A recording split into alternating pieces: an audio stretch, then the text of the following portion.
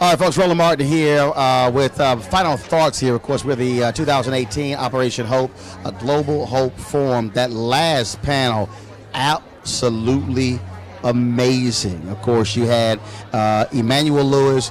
Of course, you had T.I., Shaka Zulu, Chris Tucker, moderated by Ambassador Andrew Young, and, of course, John Hope Bryant. But to sit there and to listen to them talk about entertainment, talk about the commodity that we have in our society was just amazing. This is a commodity in our culture. And so if you missed that, you need to go to my YouTube channel, my Facebook page, and Periscope channel to re-watch that panel that featured those artists. I mean, I'm telling you, the stuff. T.I. was killing it. T.I. was killing it, talking about investment, talking about equity, talking about knowledge and those things along those lines. And so it really, really was a strong panel to really close out this. As you heard John Hope Bryant say, Chris Tucker put that whole deal together, put the entire panel together in terms of those individuals who were on there. And so just really, really impressive panel. I would say that over the last 3 days, there have been these tremendous conversations taking place. Janice Bryant Howard, the CEO of Delta, the CEO of AT&T. You also, of course, you had billionaires on stage. You had other CEOs on stage. Then, of course, you had the pitch contest involving the young folks as well. Of course, the other entrepreneurs we have been talking to over the course of the last 3 days. We kicked this thing off, of course, for what took place on the first day. We had, of course, Ambassador Andrew Young. We had the panel with him, Reverend Jesse Jackson Sr., and so it was, again, so strong. In a moment here, we're going to have John Hope Bryant. He's going to come out here and sort of give his final thoughts to us as well. Of course, to have him join us. But this really was a strong day, if you will, in terms of the various sessions. And so here's what is desired.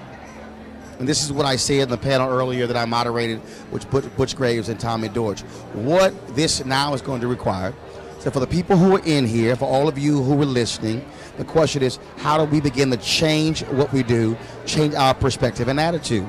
And so when it comes to debt, when it comes to what we spend, when it comes to examining our finances, when it comes to looking at our credit score, how can we then begin to impact it? Then, so let's say your stuff is all together. Then it becomes, how do you begin to buy black? Butch Graves talked about that. How do we begin to do business with one another? How do we begin to hire African Americans who are doing electrical work, who are doing plumbing work, who are doing lawn work, beyond just hair and beyond nails? He said really begin to recirculate that dollar in our community. I also think, and this is critical, that is, as we begin, how do we invest in one another? You have GoFundMe efforts, crowdfunding, Indigo, all those different things like that, and there are great ideas out there. How do you begin to invest in those ideas? There are a lot of people who have great ideas. There are people who have great things they want to do, but they're also scared. They're also fearful. They also say, well, this might not happen. This might not work. I don't know who's going to invest. I don't know who's going to support. But if you don't try, then you never know if it can actually work. Everything is a risk. Everything is a risk. But we need folks who are more risk takers. We need to be thinking about building capacity. As I said in my conversation with Butch Graves and Tommy Dortch, there are 2.6 million black-owned businesses in America. 2.5 million of those black-owned businesses are sole proprietorships, meaning one employee, where essentially they're working for themselves. Those companies are earning an average revenue of $78,000, which, of course, is about a $32,000 decrease from what we were doing when, of course, we had 1.9 million black-owned businesses. So we have now 700,000 more black-owned businesses today than we had a decade ago, but they're doing less money. And that absolutely makes no sense. And so we need to also be thinking about capacity. How are we growing our businesses? How are we growing it when it comes to our employees? But also mergers and acquisitions. It makes no sense to own 100% of a company doing $78,000? What if that company got with another company, Now you have 3 people owning a company. You might own 20, 25, 30%, but now you're doing $500,000, $1 million. Well, guess what? If I'm in business with 3 people and we're doing $1 million a year, now it's business by myself and I was doing 100,000, that means my cut is now 300,000, three times more than what it was when I had my own business.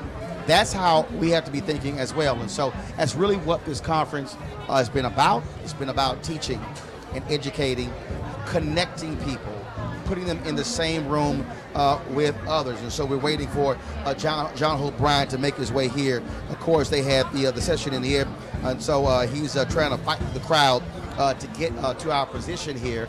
And so again, so what is happening right now, so you got lots of people who are here, who are talking, who are sharing. I know for a fact there are folks who have been doing various business deals here as they begin to work with one another. And so that's one of the things that's been happening. That thing's been happening as well. And so all those things have been happening over the last several days. And it's not just African Americans who are being here, of course. There are people here who I met folks here who are white, who are Latino, who are Asian, who are Filipino, who are all kind of different groups who are here because this is about having people of color here and creating those sort of opportunities for them. And so, as I said earlier, if you missed any of this, if you're new to the stream, I see the folks right now who are watching me on Periscope. I see the people who are watching me on Facebook as well. If you have not been watching what we've been doing, that's no problem. All you got to do is go to all 3 platforms. Go to Facebook, go to Periscope, go to YouTube. You can watch all of the sessions that we have done. We have live streamed every single one of them. And so you have the opportunity to actually see all of those comments, to see exactly what folks have been saying. And so it has been, again, amazing conversation. Like I say, I'm waiting on, now also I ran into Lonnie Johnson, of course, the brother who created the Super Soaker water guns. And so I ran into him backstage. Of course, he sold his company for millions of dollars. And so I've been waiting to chat with him. And so he was back there. And so looking to catch up with him. And so like I said, we're also waiting for John Hope Bryant to come out here as well.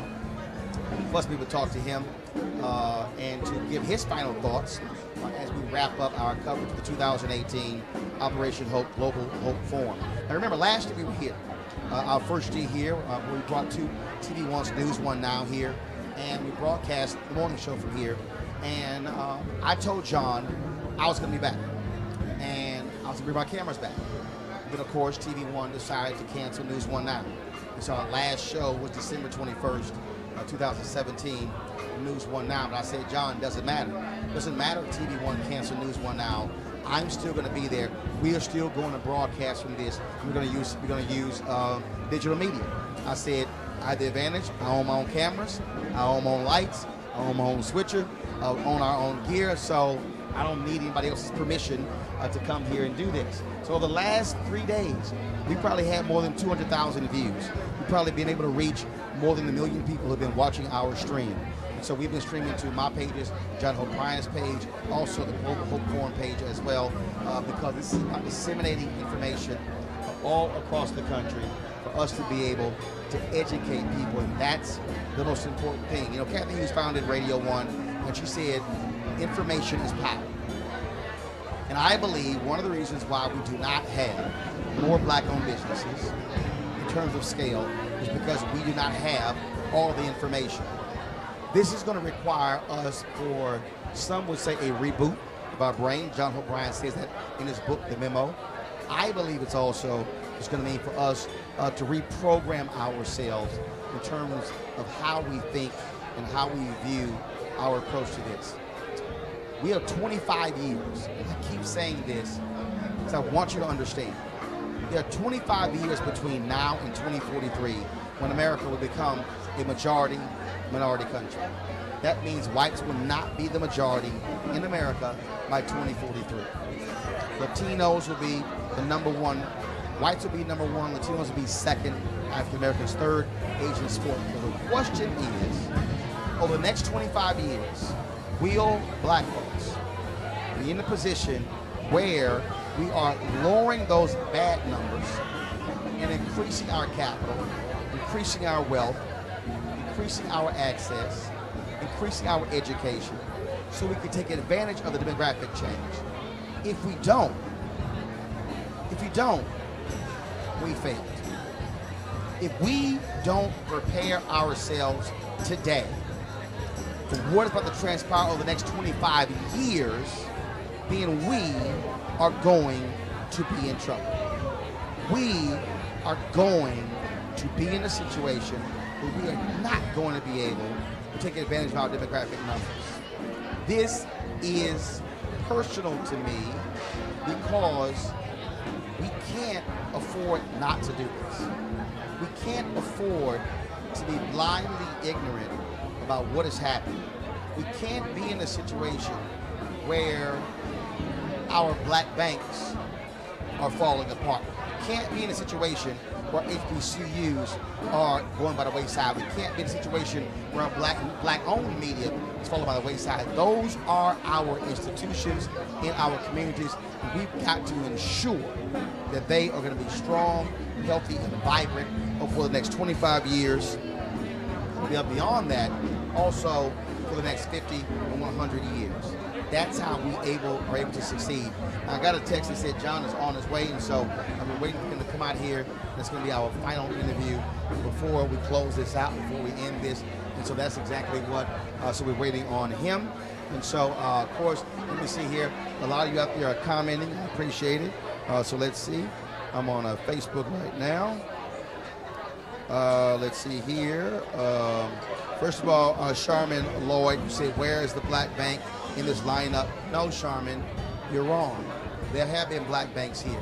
In fact, if you listened to the panel earlier, Tommy Dortch talked about Unity Bank from Houston opening a branch here in Atlanta. So that's not true. That's also happening. Let's see here. A bunch of hellos. Let's see the questions. Tessie Green, yes, everything is a risk. Tessie, you're absolutely right. Let's see here. If you got any questions, go ahead and shoot the question to me. I'll see if I can answer your questions. I want you to go also to the Operation Hope website.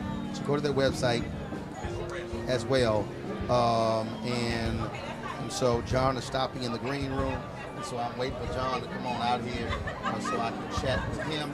And so there's also is a sister here. I'm about to text my man to bring her over here. She owns this multi-million-dollar baby food company, and I met her last year, and she all of a sudden now has products all in Target, all kind of different places. I mean, she has grown that, and it's absolutely blown up.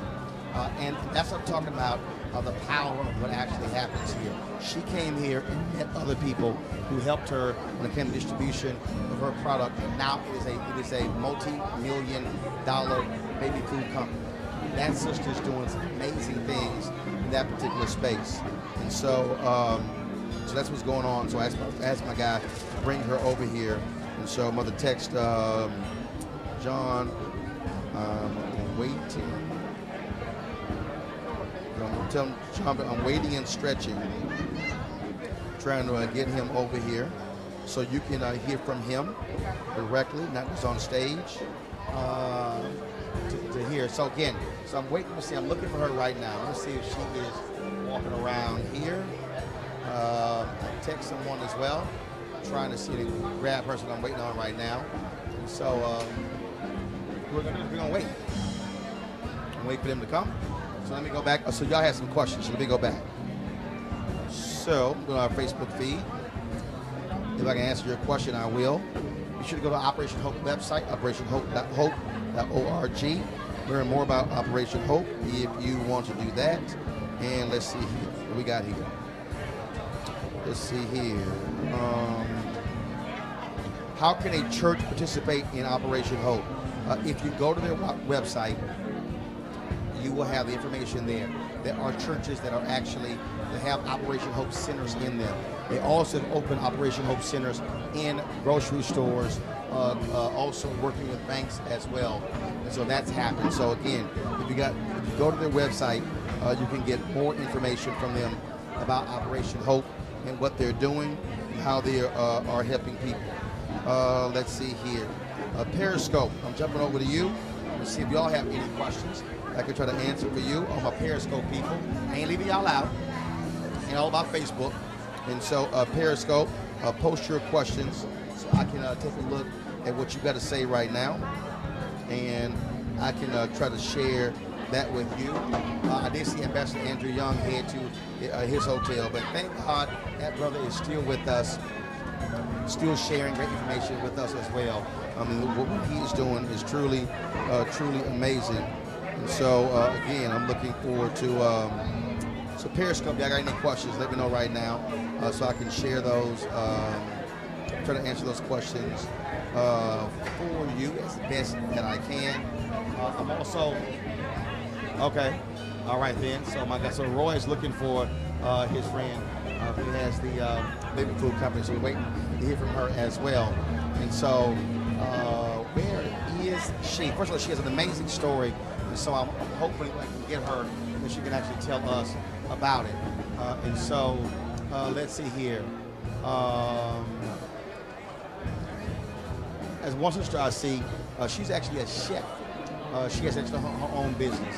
And so I'm trying to say it's all kinds of different people who are here. So it's not just big businesses who are here, not just people who are in technology, but you have people, like I said, the woman earlier who had the boutique kid party deal. So she actually has a company that puts on all the things when it comes to parties, in the country. And so I'm talking about a chef. And so Roy Johnson was telling me about a sister out of Birmingham who's also a chef. And so we were talking about that as well. And so come on, get on over here. And so tell everybody your name. And she says she can cook. I don't believe her. So I am Erica Perry, owner of Not Just Catering. The world says I can cook, and I just tend to agree. So Not Just Catering. So, okay, what is that? So we specialize in all things food, art, and life. Specifically, I believe that food is the art that gives life. So we do personal chefing, coming to your home. We do meals for the week. We do private chefing, which means we do small events. We travel wherever you are, whatever you need. Take us on vacation across the world. Maybe have an anniversary, whatever that is, we do it. And then health coaching. So we focus on the holistic aspect of what food is for your life.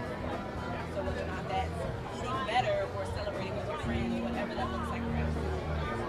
So how long have you had that business? Illegally since 2012. Is it illegally or legally? Legally since 2012. I've actually been cooking since 6. I did my first major dinner party at the age of 14. I got a degree in 2000, a degree in culinary arts in 2005. Became a business in 2012. And so, for a lot of people, first of all, everybody eats.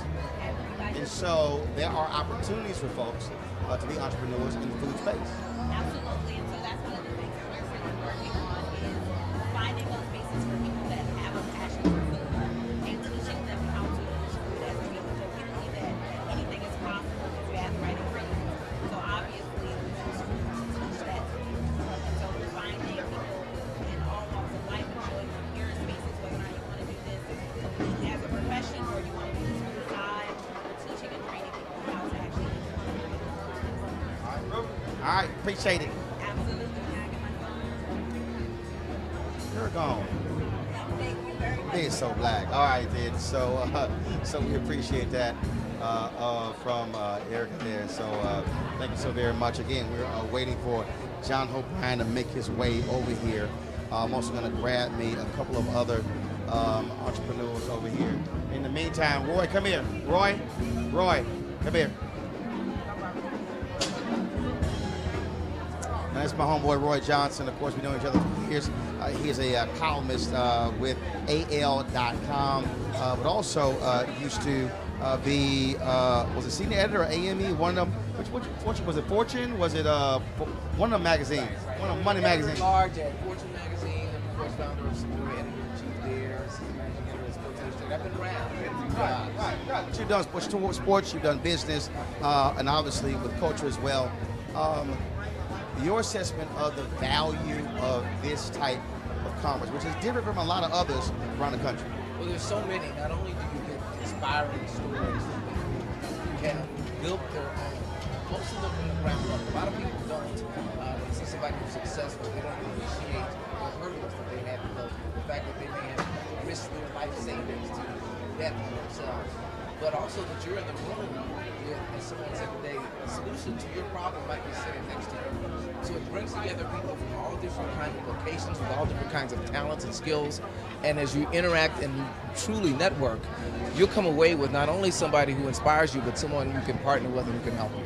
Also, I think what jumps out at me is that I've been to other places, and to be able to have folks, again, CEO of AT&T, Delta, billionaires and others, all the way down to young folks who are pitching their projects. Normally, you don't have that range in a room like this. Oh, absolutely. And the value, again, is a lot of times you don't get access to those people again. They come walking through your hallways, and they'll stop you, they'll have a conversation with you. So not only do you get to see them in person, you hear them engage as a real person, just dropping real valuable information on you. But if you hang around, if you engage, if you find yourself in the right spot, you might be able to have that 2 or 3 minute conversation with them, which will be invaluable. And so you're trying to get her over here, but the sister you're talking about who has a baby food company, just for folks, until she comes over, just tell folks who she is and how this thing has just grown. Oh, absolutely. Her name is Agatha Achindu. She's originally from Nigeria and Cameroon, but she came to the United States, had a family, and she wanted to find healthy baby food for her kid, and she couldn't find it on the shelf. So what do? You make it yourself. She found a solution. And she went around and she started showing other young women how to make healthy, organic baby food. And they kept saying, you know what, you should market that. You should sell that. So what she did was she really took all the money out of her 401k. She bet on herself. She launched her business. And now Yummy Spoonfuls is probably the biggest organic baby food company in the country. And it's in some of the top franchises. And it's available online. So what is it called? Yummy Spoonfuls.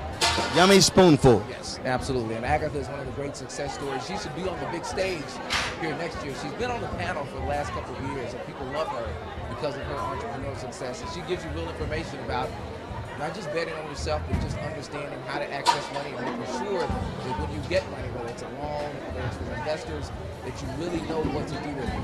And then however money you think you need, you have to double it. But it's really a great story to help you know how to grow your business. It has been interesting, again, sort of meeting a lot of these different people and folks who just started the business, who are now second, third, fourth year, or those who've been 5 and 10 years, to listen to the so many different ways they made it happen. And there's so many people who come the first time and they just get inspired. They leave, they're so excited because they heard something that maybe they've heard it before, but they heard it from someone who actually did, and they're able to interact with that person.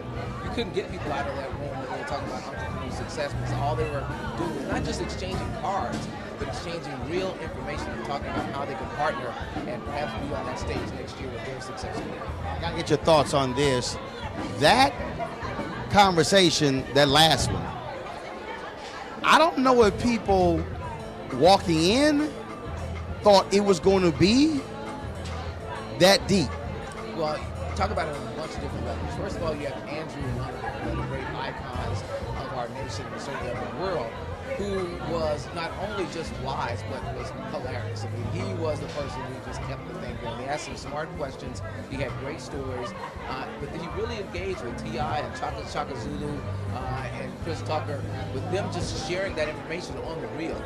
What T.I. talked about in terms of how we have been engaged now to not want to pay for music, but we'll pay for the app that gives us the free music, that makes us get the song for free, and talk about how that was a real industry play as far as he was concerned, to take the power away from the artist. It actually was what Prince actually had said for the longest. Oh, absolutely. He's not the first artist to say that, but to hear that in this conference with people who understand that and see how that can happen was amazing. And also Shaka Zulu just talking about everything is an asset.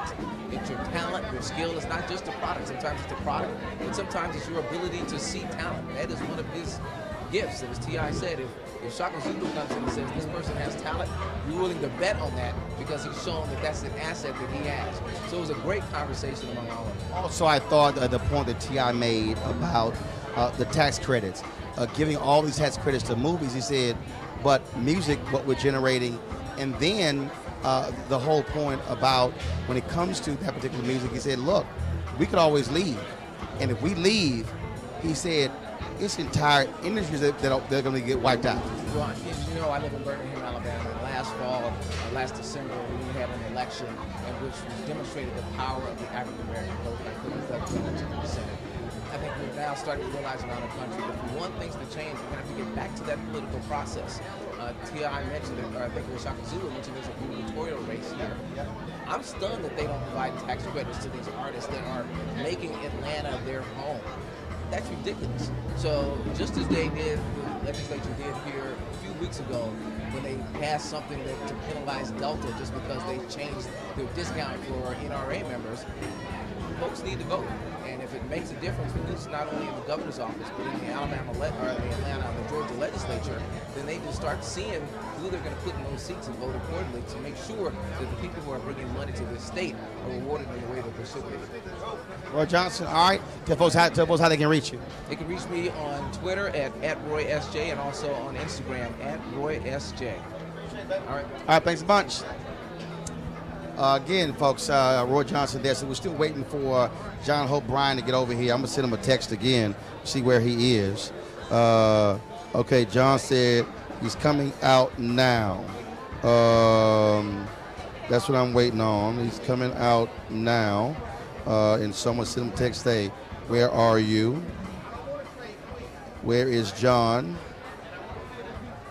I'm going to tell him, I've stretched now for 10 minutes.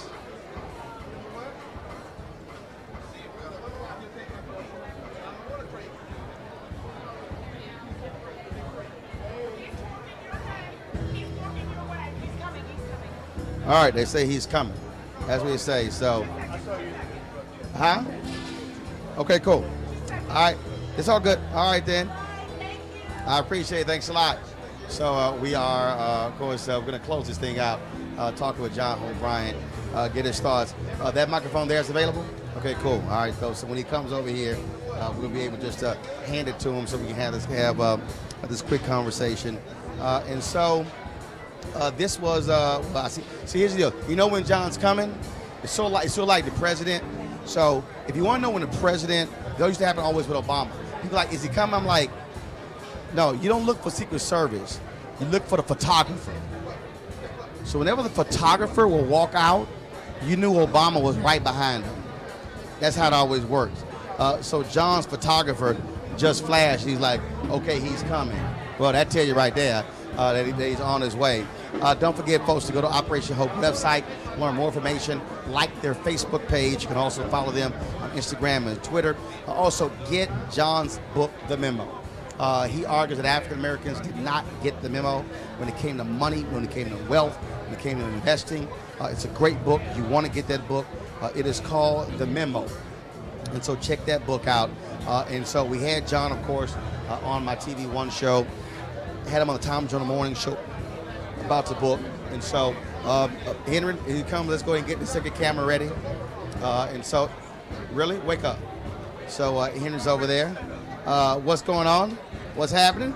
I love me some Roland Martin. Grab that microphone right there. Yeah, T.I. Dr. Arnold from the stage. Roland Martin! Oh, Roland! Everybody got a man crush on Roland Martin. Yeah. So it's over. Yeah. Your final thoughts. What do you think? I'm shocked at how easy this is. What do you mean? I mean, once you decide to be about love, once you decide to be about solutions, once you decide to back people and their potential, it all comes out. The love comes out. The potential comes out. It becomes obvious. Everybody's tired of fear. They're tired of fighting. I mean, even when fighting is all you know, when anger is all you know, your body's tired of it. It's work. And it's like we're just looking for a reason to be hopeful. And once you put that reason with some common sense and a plan, people actually can support it, right? I think they just needed a venue and an opportunity and a place for it to unleash. I don't think it's real complicated. One of the things I was talking to Roy Johnson. One thing I said to Roy is that, unlike a lot of the, and again, I'm not trying to compare everyone's, but unlike a lot of similar, if you will, conferences, I don't know of many where you'll find the 12-year-old winner of the pitch contest literally in the same room as the CEO of AT&T, right. Delta, Janice Bryant Howard, billionaire, multi-billion-dollar company. Yeah. You're not going to be in the same space. And so to have that range in the same space, I think is highly valuable. Well, I agree with you. I can't tell you that it was some master plan. It just seemed natural to me that everybody should be together. I mean, one of the problems is you got the VIP area. So how are you gonna, if everybody who's broke is over here, then you hang around 9 broke people, you'll be the 10th. And so you don't have it, and this is critical. There is no VIP area here. No, there's no VIP section. No. I mean, you got a green room where speakers go for efficiency, to get in. But yeah, there's no sort of this is the reserve section, and the rest of y'all over there. Correct. No, folks are in the same space. Right. Right. You're flowing in the same space. I think that's really part of the magic. When you and I go to Davos, Switzerland, the World Economic Forum. Never been, but I heard it's very 3,000 people, a little village, and they put security or Swiss Army around it, and so you can't get in. So when people get in there, if you're Bill Gates, you feel comfortable walking around, right? So everybody walks around. You walk around. There's Ted Turner. Ted Turner was literally walking through the hotel with his bathrobe on at 2 in the morning. Literally with his bathrobe on. So you had all this magic in a bottle. That's where I got the idea from. Was all these heroes and sheroes and luminaries within reach. How inspiring that is to be able to stop somebody, the founder of Virgin Airlines, have a conversation for 2 minutes, right? And as long as you honor and respect people's space, I think there's sort of an unwritten, no one wanted to screw this up. So no one was jamming everybody else because they didn't want to screw the magic up. So everybody was respectful. Okay, that's a really important person. Can I have a photo? Okay, you're busy. Let me talk to you later. No one was disrespectful to me for 3 days. I stopped and took every photo I could. But I didn't have any security detail. Right. It's just. I have none. Yeah, you need one. I took a couple photos. Yeah, it was beautiful. I think if you treat people with respect, they return the favor. I think if you. So I ran into a woman 2 days ago, and she said, "So what's the plan?" And I said, "I'm sorry. What do you mean? What's the plan?" She said, "Well, you're leaving here. What's the call to action?" And I said, "For you to go do something." Yeah. And it was as if she was Take care of your own finances. She was waiting for okay, here's a sheet of paper, right, and here's what we're gonna do. And I said, no, this is for the people who are here to leave here and then go act. Right. Go look at your personal budget. Go read the mortgage document, the mortgage statement that's come in the mail. Figure out that interest rate. Pull your credit score. Understand whether you're one of the people I'm talking about, and when we talked about on the Tom Joyner Morning Show this morning, where if you're 44% of African Americans have a credit score below 620, if your credit score is 580, there's all your problems right there. That's why you're depressed. That's why you're pissed off. That's why you're distressed. That's why you're frustrated. That's why you can't get a auto loan. That's why you can't get you get an 18% auto loan. That's why it's a bomb, driving bomb. That's why you can't get your business funded. Mm-hmm. That's why you can't get a job. It may not be racism. It may be your 580 credit score is being checked, and that is your ID. So get your credit score up. If you have a dream, start acting on it. Stop waiting for somebody to come save you, because nobody's coming to save you. You have to save yourself. That's the plan. Also, I even though the last panel, Chris Tucker, T.I., Tucker Zulu, Emmanuel Lewis. Ambassador. What I mean by that is you had 4 folks with entertainment. Right. I've gone to other conferences, and it's entertainment. It's sort of like it's entertainment driven, meaning, okay, so we're gonna have all of these entertainment names sort of draw you in, right? As opposed to, no, we're gonna have a real serious people about financial issues. And these are serious people. Right. It's not about flash. Right. It's not about cars. Not like you've got cars parked in the lobby. It's not like it's all glitz and glamour. Right. No, this is called getting work. real. That's right. Yeah, and they also pose some very hard questions publicly. They also were very transparent. I think that's what shocked both of us pleasantly, how transparent they were about the opportunities and the challenges. Yep. And, and they challenged the audience to do something about it. I mean, I felt so inspired, I made a commitment myself to do something about it. And was making it up on the fly. Like, I don't know what I'm talking about, but we're just going to do this here. That's right. Last question for folks who don't know. So what's the plan for Operation Hope moving forward in terms of number of centers you want to open? We talked about it, but just for folks who first time finding out.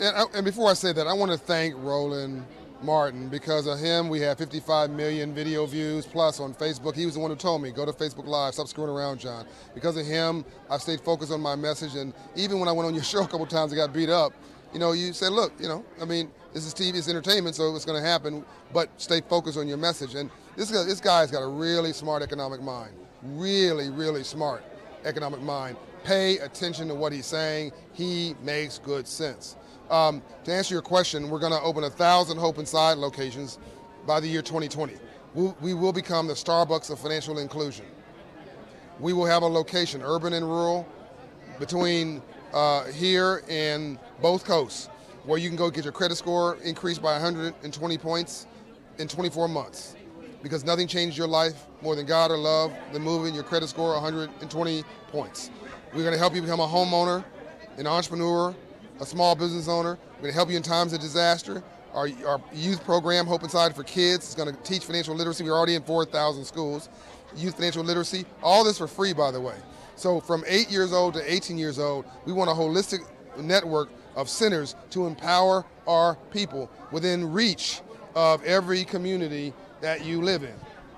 We already have 110 locations for adult open, 4,000 schools. The adult locations I'm going to move for 1,000. We announced today UPS is opening one for their employees. Delta's CEO told me behind stage he's going to do something with his people. I mean, this thing's growing. Well, that's critically important. It's also been great being able to, as I said, when we opened this thing with Reverend Jackson and Ambassador Andrew so Young and yourself, they showed up. Reverend Jackson, it was a fabulous conversation. Reverend Al Sharpton and others. The thing that I also said that night was the fact that we also are not waiting for other people to cover our stuff. That's right. To tell our story.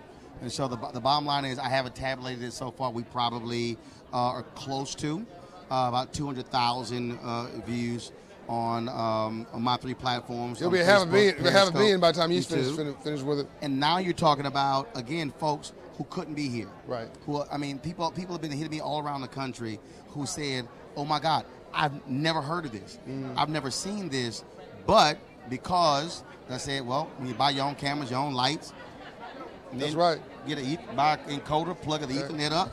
Yo, and when you're rolling, Martin. Good. Yeah. But the bottom line is, that's what I keep saying. If you spend time saying, man, I wish they covered this. Right. No, we're not waiting. That's right. That's right. And stop spending all this money going on vacation you can't afford. Stop buying a car you can't afford to impress somebody who you don't know about something they could care less about, and going to places that you have no clue about, and start reinvesting in yourself. Spend the money you can spend on a vacation on these computers. Spend the money you spend on those Nike shoes. I'm not nothing against Nike shoes, Air Jordans, whatever, on one of these encoders. Spend the money you spend out at the club on one of these cameras. I mean, in other words, if you're serious about what you're saying you're serious about, then invest in it and become your own brand, and you can become Roland Martin too, because that's really all he did. And he's built a multi-million-dollar enterprise on self-belief alone. Website. OperationHope.org, HopeGlobalForum.org, JohnHopeBryant.com for me personally. And most of all, go to Facebook Live, John Hope Bryant Live, and follow me there. John, 2018 Global Hope Forums comes to a close. Largest meeting of its kind ever in the world. Thanks for participating in history and helping to make it so. Appreciate it, man. All right. God bless you guys. Time for your closing party. All right. All right. I'll see you. Love you, man. We're going to airdrop that photo we took with T.I. so I can send it out. All right. Folks, that's it. We've enjoyed it. It's been a great week. Monday, tune in. We begin our coverage of MLK 50 live from Memphis. And so we'll be covering former Attorney General Eric Holder giving his speech on Monday. Tuesday night, we'll be live from Mason Temple, where Dr. King gave his famous mountaintop speech on April 3rd, 1967. Then on April 4th, we'll be at the National Civil Rights Museum, formerly the Lorraine Motel, with our coverage that night, April 4th, will be for an evening of storytelling from the likes of Congressman John Lewis, Reverend Otis Moss, and so many others, recounting Reverend Dr. Martin Luther King Jr. And so, Roland Martin Unfiltered, we're doing our thing, traveling this country. And like I said, you know what? We're not waiting on somebody else. We're going to tell our own story. We're going to use technology to do it. And so beginning on Monday, we will have continuous coverage, MLK 50, live from Memphis, Monday, Tuesday, Wednesday, and Thursday. I'm Roland Martin. Folks, you have a great day.